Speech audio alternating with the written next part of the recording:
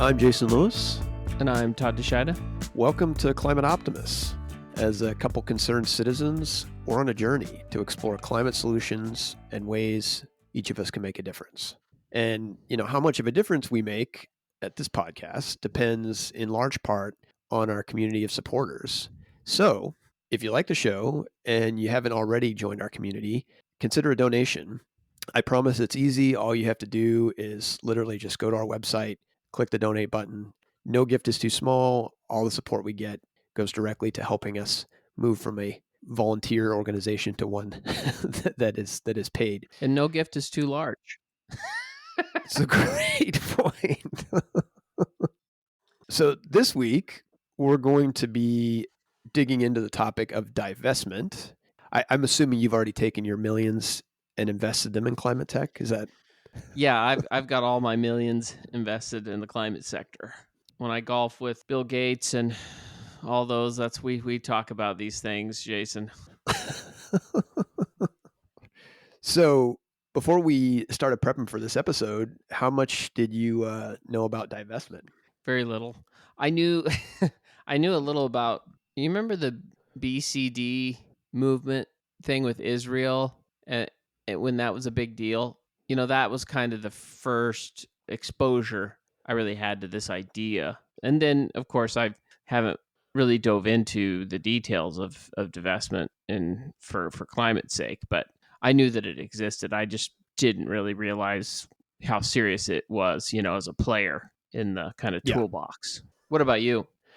Yeah, similarly. I mean, I think I'm probably less versed on sort of the historical use of divestment that, like you're talking about, but I very much knew that the divestment movement was out there and that they were pushing hard, and I didn't appreciate the numbers either, really the exciting numbers when you start to look at them.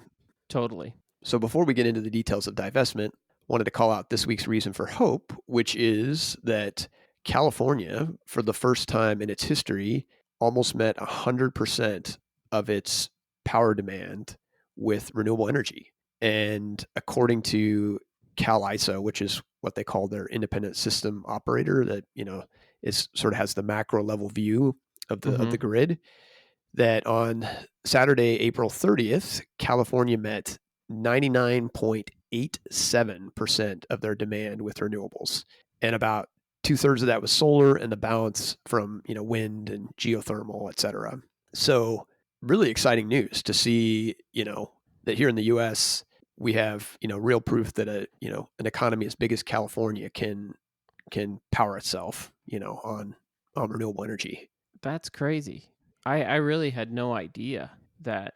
I mean, I guess maybe I haven't been paying attention to what California's power mix has been like here recently, but I had no clue that anybody was even close, and much less, a state as large as California was to be in on all renewable at any given time, right? I mean, that's huge. That's amazing. I mean, California's the fifth, sixth biggest economy in the world. So pretty exciting that, that they're to that point where they can have days where they're getting all their energy from renewables.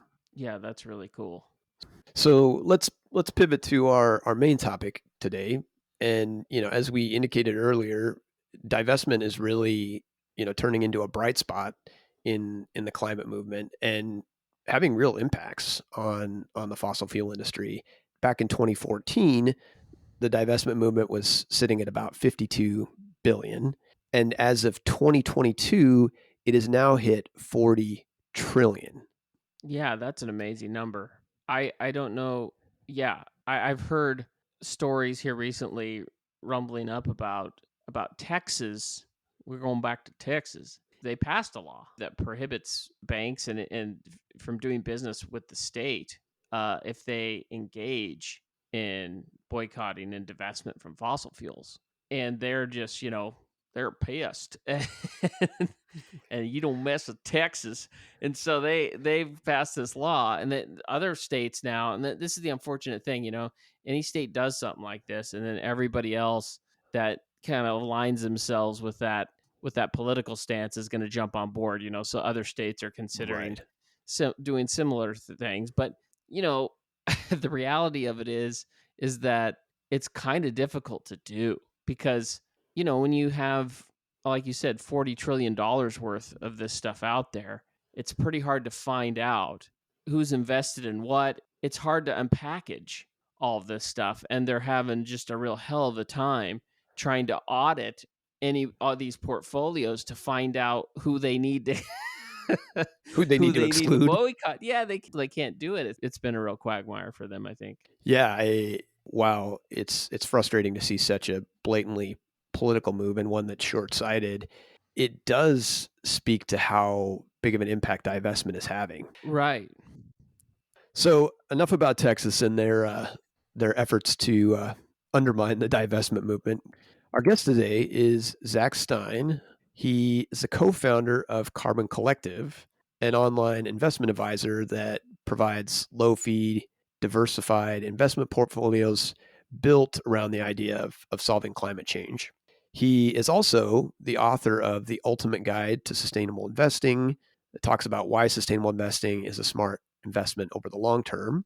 And prior to founding Carbon Collective, he's also founded a company called Urban Worm that was focused on turning food waste into premium compost, and co-founded an organization called Osmo Systems that was an innovative low-cost water quality sensor and monitoring platform. Zach holds a degree in psychology from Hamilton College and lives in the Bay Area with his wife.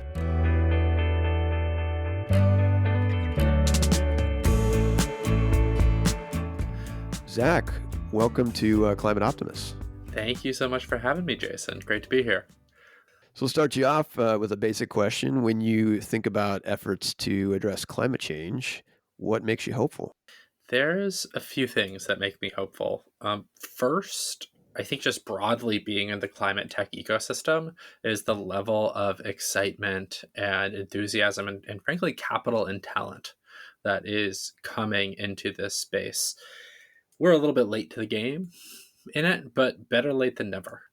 The other things that give me a lot of hope, let me actually take a step back. I think one of the greatest drivers of fear in climate are the exponential downsides of it. This is where the forest fires that released ash up in the atmosphere cause little bits of black to fall into the ice, which accelerate more melting in the Arctic. Those type of accelerating drivers, they're the things that keep me up at night, those exponential forces. What gives me hope is that we also have exponential forces on our side.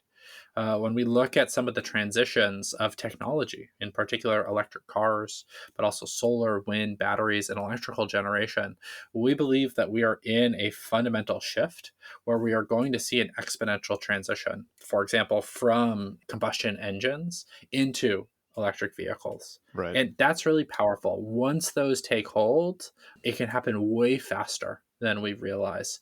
Yeah, fingers crossed. I mean, we all know how the smartphone, initially there was some skepticism, but hey, it's ubiquitous now. So Yeah, I mean, if we think back to the switch from the horse and buggy to the automobile, it's not like there were a bunch of gas stations around. A lot of the right. kind of criticisms of saying like, oh, well, EVs are hard, it's harder to do. It's like, yeah, of course, the existing infrastructure is built for an inferior technology. So there's some lag time, but the market also responds. So I, believe that in 10 years, we're going to see likely a lot more gas stations with EV chargers in it than gas pumps. Before we kind of dive into climate finance, just kind of interested in sort of your high level journey to where you are. Yeah, I've had a very meandering career path. The phrase I like to use is life is only linear in the rearview mirror. Okay. And if I look backwards, I could connect all of the dots. But if I was 22 and looking forwards, I'd be like, how the hell did I get here? uh, so I've basically been in sustainability for the past 10 years. And I started in agriculture in that space. That was actually the first company that my co-founder and I launched, trying to help a dirty part of agriculture get a bit cleaner.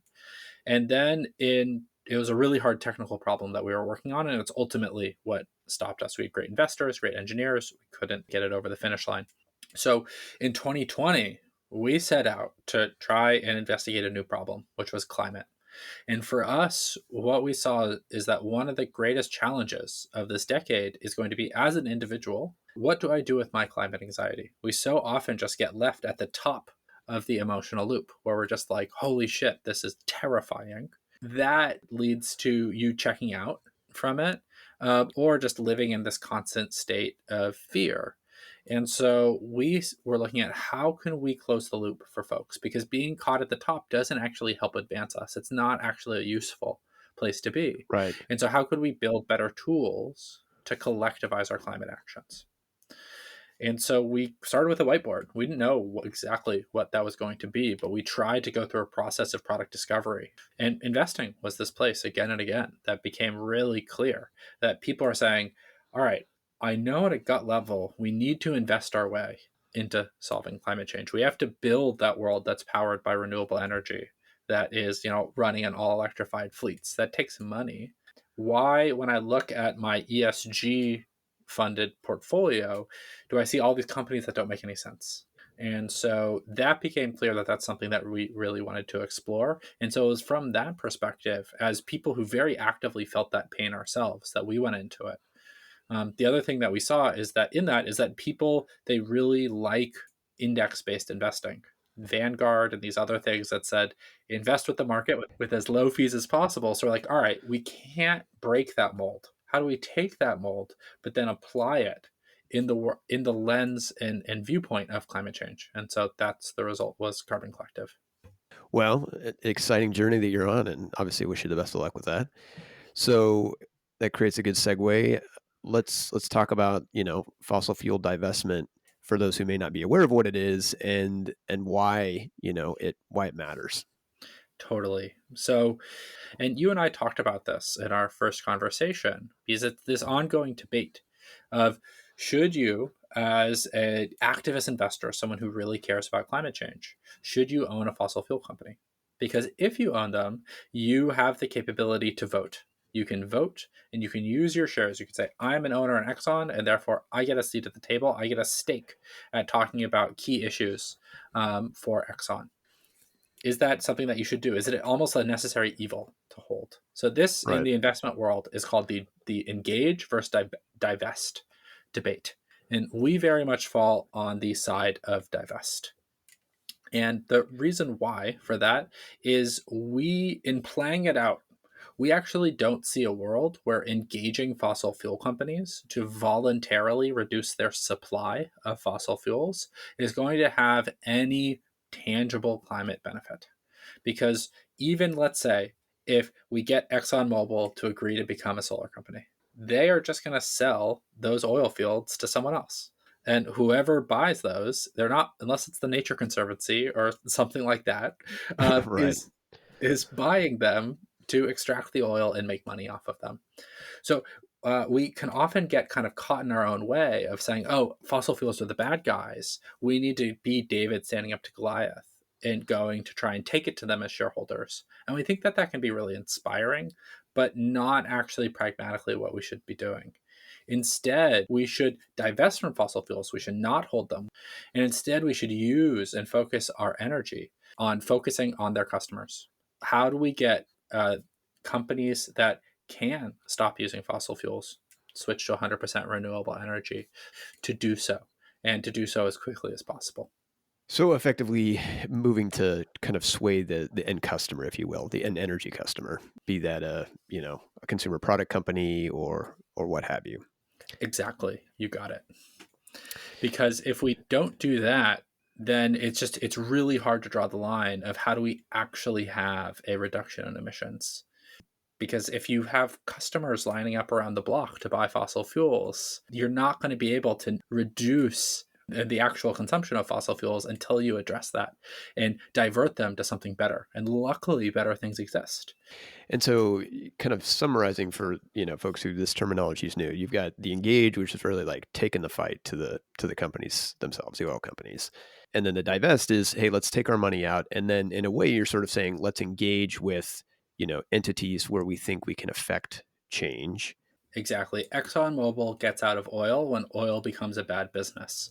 ExxonMobil will not be able to make oil a bad business. Well, and in that vein, I guess, do you have a sense of kind of like what scale is needed for divestment to really have the impact that it's intended to? Totally. So we're definitely already starting to see it. And this is where we get into what is the impact of your stocks, because when you hold a share of a company, it's actually a used stock. The stock market is much more like eBay than it is like Walmart. You're buying used stocks. And so, what is the actual impact of buying and selling them? We like to talk about three real impacts. The first is voting. This is what we talked about. That's engagement. It's a tool that we as climate activist investors really have just scratched the surface on using. The second is share price. The share price of a stock is purely driven by supply and demand of that stock. If there are more people who want to buy the stock than sellers, the price go up. The reverse, the price goes down. So when we buy and hold shares in our, especially our retirement funds, which isn't going to be touched, for 10, 20, 30 years, we're not going to have changes. That's effectively reducing the supply of shares of that company on the market. And when that supply is lower, if that company has a good quarter, it'll cause its share price to go up faster, which can lower its cost of capital and help it expand faster. This is exactly what we want to have happen for climate solutions companies. We want them to have the lowest cost of capital possible so they can invest the most in expansion. And we want the opposite to be true for fossil fuel companies. And then the final thing, and I think that this gets maybe the most directly to your question, is narrative. This is really intangible, but the stock market runs on broad, deep undercurrents of narrative. And one of them is that fossil fuels are a really important part of a balanced investment portfolio. Another one is that investing sustainably in things like climate solutions is charity, that you are accepting a fundamentally worse return in order to invest with your values. And those are both wrong. They have been wrong for the past 30 years, and they are likely to be wrong going forward. But the fact that the narrative persists, the stock market especially, is somewhat of a self-fulfilling prophecy.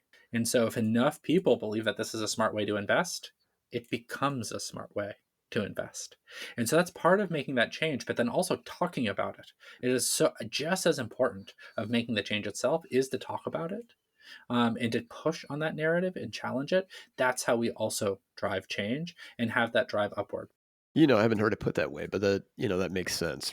Just curious, we're talking here about fossil fuels, but are there other examples of where, divestment has been an effective tool in the past? Yeah, it's an interesting question. You can go back, and this has been something that's been studied by economists really closely. I think that there's still better research to be done. What I still haven't seen is there's been a lot of pressure in the divestment world over in the 2010s, and especially a lot of big endowments and stuff left by that. I think it's something like $15 trillion that is pledged to divest or has already divested from fossil fuels. And there's been stuff looking at the short term. What's interesting to see is what would happen over the long term. Fossil fuel companies list divestment as a material risk in their 10Ks for them. So it is something that they're very, very well aware of. I guess one of the questions I have is when we kind of look at where the money sits, or the opportunity, if you will, for divestment, can you speak to how much of it is in sort of individual investing? How much of it is maybe in, let's say, things like pension funds and endowments? And again, rough numbers, but just trying to get a sense of, like, if we're talking about the need to divest, what are the various buckets that really need to shed their investments to have the desired impact? Yeah. So 1/3 of all assets that are publicly held assets, as the stocks and bonds in the US, are held by individuals in plans that we control. So this is our, our personal investments, our IRAs, and to some degree our 401ks. With that, pension funds are outside of that. So that's 1/3. That is quite a big slice of that pie, and we have the power to push markets. We saw that in the past couple of years, pretty famously, with things like GameStop and these other meme stocks, in which individuals were really able to take and push power with that. So as we're, talking about divestment, clearly I think, folks can connect the dots and see the value of, like, let's get out of the thing that's causing the damage, and that has, financial consequences for that industry. But then it's obviously equally important to take those dollars and put them in a place that's going to help us, right, transition to the climate solutions that we need.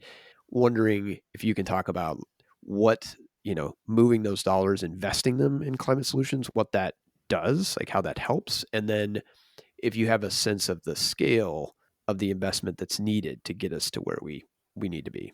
Yeah, it's a great question. So, climate change, the good news it is a solvable problem. We know what we have to do. The only way we solve it, though, is we have to build our way out of it. We have to invest our way into it. And there are really good plans that have been put together of what that's going to take. It's somewhere between, as a globe, we need to be investing between 5 to 9 trillion more dollars, huge number, per year into climate solutions. And we can break that down in some interesting ways. Right now, in this decade, there's two things that we should really be doing with those investments. The first is massively scaling the things that already work and are profitable. So that is solar, wind, batteries, and electric cars. These are proven in the market. They work really well. And it is not charity to adopt them. It often makes sense to do so. And it's not just investment in the company in the stock market, but it's literally just the number of dollars that are going into building projects like that. That's what we need to hit. There's, again, a lot of good news and reasons for optimism. I read a stat the other day that it was 93% of the new electrical generation projects waiting to come online in the US are renewable. That's great. It's exactly what we need. We need to get them online way faster. That's where things like legislation are going to need to come in, and further innovation of how do you work around some of the complexities of our current system, microgrids, etc. So that's the first thing we have to do right now is massively scale the things that work. Because again, the more money, as let's say we're putting into electric cars, the faster we make them cheaper, to buy up front, and the faster that adoption curve. The second thing that we need to be doing is investing in the next generation of what's needed in climate tech.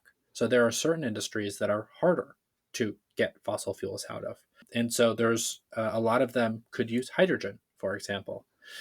That isn't, as an industry, especially for green hydrogen, which is used producing 100% renewable energy, is just getting its financial footing under it. In which I mean, we are just seeing business models in which it is starting to be profitable to do that. There's a lot of promise, but we still need a lot more dollars to go into that. So there's a lot of technologies that are not yet fully there that we also need to be investing in so that by the time we hit 2030, they are ready and at the point they're where solar and wind are today. I guess I'm wondering, because we always have try to give our listeners something that they can do. And there's sort of the obvious with this of like, consider, where your money sits and where you might want to invest. Are there other things when we're talking about the need to invest more heavily in climate solutions that people can be doing? In other words, are there legislative things? Is it really about focusing on your own portfolio? Is it about, spreading the word to others? The first step is going to be changing, if you do have investments yourself, is again doing that step of pick it up, look at it from all sides, and if you're in a place where you can make the change, make the change. Because if you haven't done that yourself, you're not going to be in as good a position to talk about it with others. Once you've done that, there's then a lot of really great places that you can go to. If you work at a company, talk to HR, talk to your colleagues. What's in your company's 401k plan? Should there be better options there? I think so often when it comes for investing, we feel like we are supposed to settle for less, of saying, oh, there's like, it's just not there's reasons that you wouldn't understand, and I'm going to throw a bunch of financial jargon at you. Or no, like, we'll handle it in 2023, that we're going to have a review then.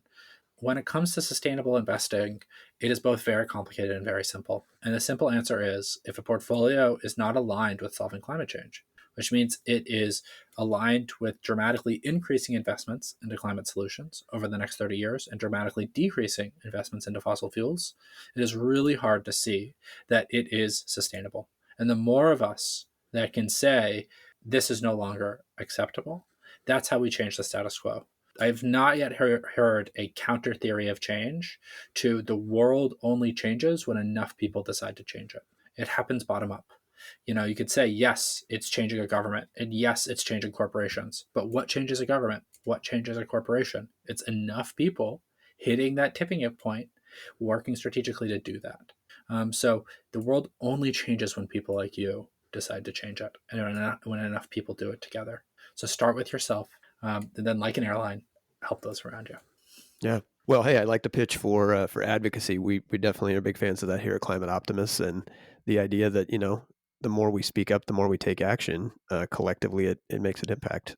Well, Zach, thank you for coming on and educating us, maybe giving us just enough to be dangerous when it comes to climate finance and divestment, but certainly a promising area and exciting that there is a growing movement and knowing what impacts that will have, right, as we continue to move dollars away from our fossil fuel economy and into our climate future. So thanks for coming on and sharing with us.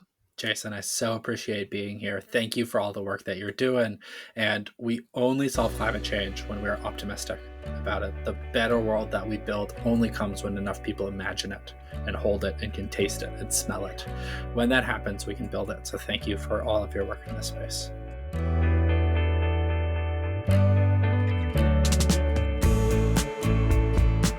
So Todd, what were your thoughts on the interview with Zach? Well, I tell you, when people start talking about all this finance stuff, my brain just starts to melt down. But I thought he did a great job of explaining it. I liked how positive he was too about some of the stuff he talked about early on about the exponential unknown forces that are at play, and just how fast some of these things are changing around us that seem to be moving in a good direction for climate. I think when he talked about individual climate anxiety and what we can all do, that obviously hits right at the home of kind of what we're trying to do here, on the podcast. So I really, could relate to some of that. And it seems like it's happening, and it seems like it's a very doable thing that we can all, in our own way, even participate in. So that's kind of what I took away from it. Yeah, what were your thoughts? Yeah, I mean, I always appreciate a positive outlook, especially when it's backed up with good facts. And while it's clearly going to take us time, independent of divestment, to unravel ourselves from fossil fuels, it's exciting to see that things are already contracting. I think most people in the U.S. are aware that the coal industry has been winding down, because of cheaper renewables and also at least up until lately, cheap natural gas. But the thing I didn't appreciate until the conversation with Zach was the other, positive sort of underlying trends that are taking place. And, you had the oil and gas sector like in 1980 that, held 7 of the top 10 spots on the S&P 500. And today it holds none. Mm. He talked about this kind of transformation that we need to go through and how, it's kind of this, reinforcing feedback loop, and it's about conversations, and it all starts to add up. And it really is when you start to look at the numbers. Right. Yeah, I was interested to hear your term feedback loop. And when he talked about, we have to start talking about this stuff because you have to get people comfortable accepting that this is a reality of something that is going to work. And when he Right. talked about the stock market and how people just will things into being, like if somebody gets scared about something, it doesn't even matter if it's real. They get scared and then everybody else gets scared and the whole thing goes bananas. And Yeah. And maybe in this case, it could be a good thing, because if you just start this narrative going that this is going to work, then people will just start to believe that it'll work, and they will kind of will it into being. So maybe it could work as a good thing. It just, that whole thing freaks me out. The way that the way that stock market works freaks me out. It definitely has a mind of its own. And I agree with you. I mean, you look at the price of oil spiking with, the Russian invasion of Ukraine. There wasn't supply shortages, right? It was No. all these speculators that drove up the price in anticipation of Right. supply shortages. And so, yeah, I think his comment about the changing the narrative is really a valid one. And, it's clearly permeated, fossil fuel organizations, even analytics firms like Moody's are warning about the risks of, coal divestment and talking about how it's going to be more challenging to get new oil and gas infrastructure in place. It's like everybody's sort of pushing on the rock, at the top of the hill. Yeah. And then once it breaks loose, then it's going to be rapid change, you know. Yeah, the winds of change seem to be blowing here. You know, it's much easier to convince a bank to get on board, or a foundation, or a university, if you already have one that's committed. And the reality is they have all that, right? They have a bunch of universities that have committed to divest, you know, Yeah. huge foundations like the Ford Foundation. They've got the Canadian National Pension Fund and one from the Netherlands that have committed. So it's like the momentum is definitely in their favor, and it's going to make it much easier to convince those next set of big players, right? Yeah, exactly. You know, the other thing I like that, you know, Zach talked about, and, you know, we've talked about in our episodes where we've been focusing on renewables, how important, you know, that access to capital is. And so the more the money is flowing in that direction, the easier it's going to be for these, you know, fledgling technologies and, you know, even established players like Right. the wind and the solar industry, right? The easier it is to get access to the money, the more it enables the type of rapid expansion that we need. So, you know, we've been bouncing around here a little bit, but I think the reality is there's a couple, you know, key points when we're talking about divestment. It's clearly a real movement and it's having real impacts today. It's something that we can all participate in. And as much as we need to divest, it's almost equally important that we turn that money and invest it in climate solutions if we want to hit our, you know, hit the targets that we need to avoid climate change impacts that none of us want to see. Right. So, yeah, with that, what can we do? I think from a climate optimist perspective, there's at least two standout options. The first is consider joining an organization that is pushing for divestment. There are many of them out there, but 350.org has really been a leader in the divestment movement and is a big organization that has chapters around the globe. So if there isn't an organization that you already have in mind, you know, something that's maybe more local, definitely consider getting involved with 350.org because they're doing great work around divestment.